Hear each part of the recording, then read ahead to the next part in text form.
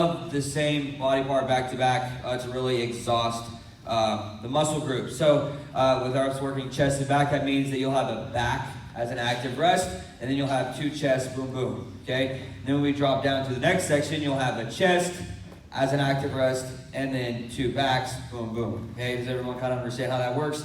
But it's just basically a get through workout. Other than that, the supersets are really, really good to work on not only strength building, but our endurance as we are still lifting with something heavy, okay? So we don't have super high rep counts today, but you will have high rep counts because they are double back to back, okay? Or chest to chest, okay? So starting up at the top, okay? You can go in any order you want to. This one would be a good one to go into after the warm-up because it takes not a whole lot of equipment, and it'll really get your chest nice and burning to get everything nice and warm. You got standing reverse fly is your first one up here, okay? He's got something too heavy that we would not recommend using, but 2.5 pound discs, 5 pound dumbbells, maybe 8s, okay? But you're just gonna take those dumbbells and you're going to squeeze your shoulders in the back and then a good slow release back front, okay? So we're looking to get a good squeeze on our back with the 2 chest movements, okay? Wide push-up, narrow push-up. Okay, super simple. So when it's wide, we want you wider than what you would normally do for a push-up. Okay, so hands nice and wide.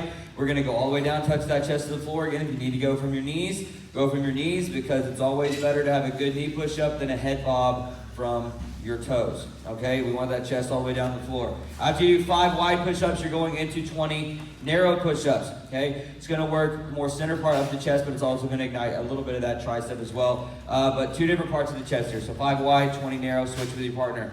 The wides are gonna increase by half while the narrows are gonna decrease by half. Okay, so 5, 10, 20, 20, 10, and 5. Your interval today is going to be a ball crawl to 10 ball rows, and then you're going to ball crawl back. So we will start at the bikes, and we will go to this third black line with the ball row, okay? Once you get to the third black line, you are going to get in that deadlift position, 10 ball rows to your chest, and then you're gonna put the ball back down on the mat and roll it back to the bike. So you and your partner just do that at the same time every time you finish a section.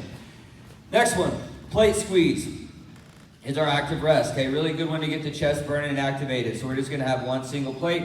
Yeah, I guess you could have 2 if you wanted, but you're going to squeeze it together, okay? We're not using our fingers to grab it, okay? We are keeping those flat hands and we're palming and we're squeezing our chest together.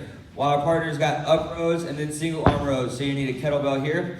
We're gonna start with 10 upright rows. We're gonna lead with the elbows. We're bringing it right up underneath the chin. And then we are going into 10 single arm rows on each arm, okay? Rowing it up to the rib cage, okay? We're putting that pistol in its holster, and then slow release, 10 on the other arm. Switch with your partner, they'll do 10 and 10. Up rows are going up to 20, single arm rows are dropping down each arm for 8, and then down to 6. Next one, band pull is your active rest. You have options, okay? You can go high with the face, you can go midway with the chest, okay, or you can go an underhand grip and go a little bit more towards that lower part of the rib cage, okay? It's up to you guys on which band pull you'd like to do.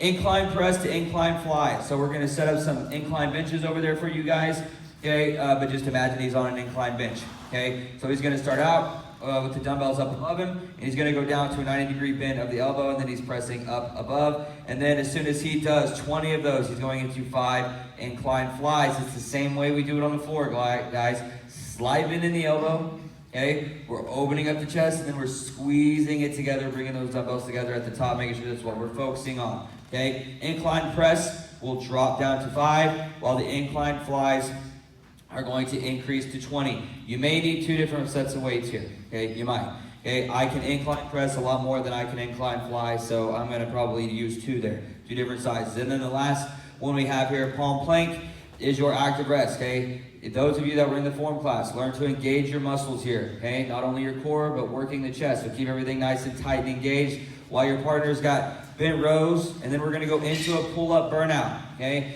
If you cannot do any pull-ups, okay, we can show you how to do it on a TRX. Just come and find one of us. But for the bent row, okay, we're gonna get a bar, or you can use dumbbells, it's up to you. We're gonna be in that deadlift kind of hinge position, okay? We are going to bring it up to the under part of the rib cage, okay? So we're not bringing it to our armpits, okay? We're keeping those arms 90 degrees. If we're using dumbbells, we have a bar, okay, underhand grip, and we would just bring it right on the top of our lap right there, okay, right on the top of the lap. Burnout, that means as many as you can do, okay? So get your foot in a band or a strap if you want to and go to town, okay? As many pull-ups as you can, okay? Bend rows are gonna increase to 20 and the burnouts are gonna stay at burnout, okay? Any questions? All right, for your warm-up, you got a spin burpee. One person jump on a bike or a jump rope while the other person